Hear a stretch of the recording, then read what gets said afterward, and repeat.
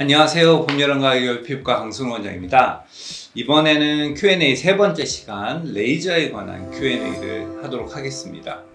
레이저도 사실 궁금한 점이 되게 많으셔서 질문들을 많이 해주셨더라고요. 그래도 다 드리기는 힘들고요. 또 모아서 몇 가지를 설명드리고자 합니다.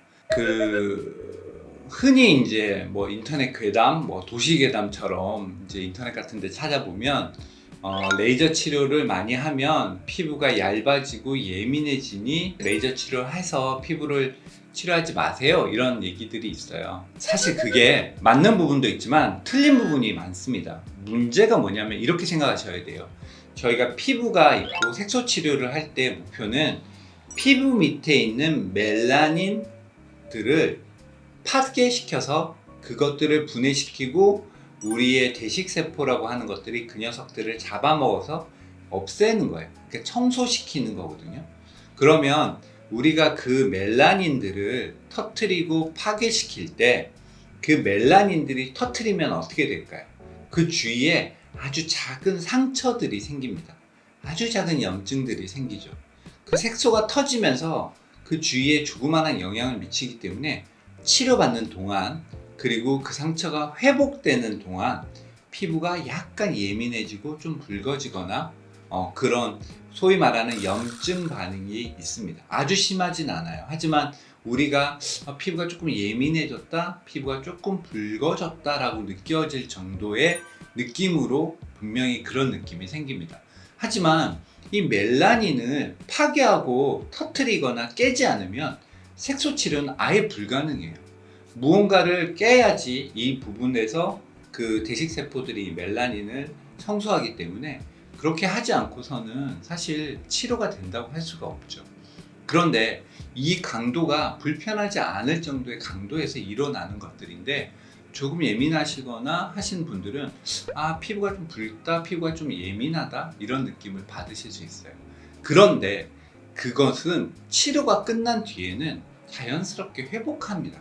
그리고 그 치료를 하는 동안에도 저희들이 그런 붉음증이라든지 예민해지지 않도록 여러 가지 이제 보조적인 관리들을 하게 돼요.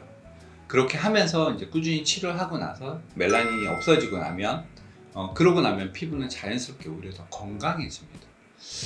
마치 피부가 붉어지고 예민해지니까 레이저 치료를 받지 말라고 하는 거는, 우리가 운동을 하고 나면 근육통이 생기는데 이 근육통이 생긴 것 때문에 운동하지 말라고 하는 거랑 똑같은 거예요.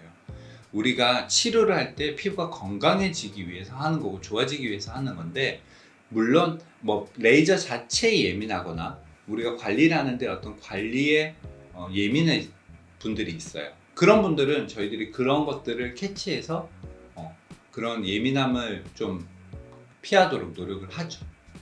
한 20년 전, 10년 전부터 레이저가 나오기 시작하면서 치료를 했었어요. 그때는 레이저 치료들이 다 파괴적인 치료밖에 없었어요. 소위 얘기하는 딱지를 만드는 치료들을 했었거든요. 이 딱지를 만드는 치료들을 하고 나면 상처가 생기고 피부가 노출이 되니까 자외선을 맞으면 이 색소 침착이 가끔 이루어지는 경우들이 있었어요. 그래서 옛날에 레이저 치료를 하는 방식들은 피부 상처가 생기는 치료를 하면은 자외선이 없는 겨울철에 하는 게 좀 좋다고 얘기를 하고, 회복도 그때가 좀 편하다고 얘기를 했었어요. 근데 최근에 나오는 레이저 치료들은 사실은 계절과는 상관이 없어요. 기본적으로 피부에 상처를 만들지 않아요. 그러니까 예를 들어 뭐 점을 뽑는다든지 뭐 이런 상처를 주는 치료라면 여름철은 조금 피하는 게 맞습니다만은, 뭐 일반적인 레이저 토닝이라든지 뭐 IPL이라든지 혹은 기타 홍조 치료라든지 뭐 리프팅하는 레이저라든지 이런 것들은 진짜 요즘은 계절하고 상관이 없어요. 그러니까 상처가 생기면 여름에는 안 하는 게 좋아. 상처가 안 생기면 계절하고 상관없다. 이렇게 이해하시면 될 것 같습니다.